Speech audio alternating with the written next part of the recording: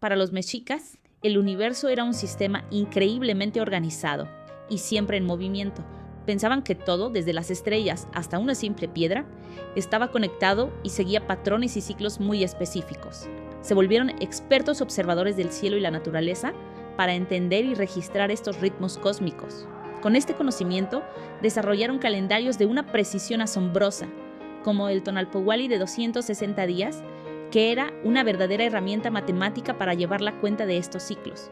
Y su gran ciudad, Tenochtitlan, no la construyeron al azar, la diseñaron a propósito para que fuera un reflejo de este orden universal. Edificios clave, como el Templo Mayor, estaban alineados perfectamente con la salida del sol en fechas importantes, convirtiendo la ciudad en una especie de observatorio gigante para medir y vivir en armonía con las reglas fundamentales del cosmos.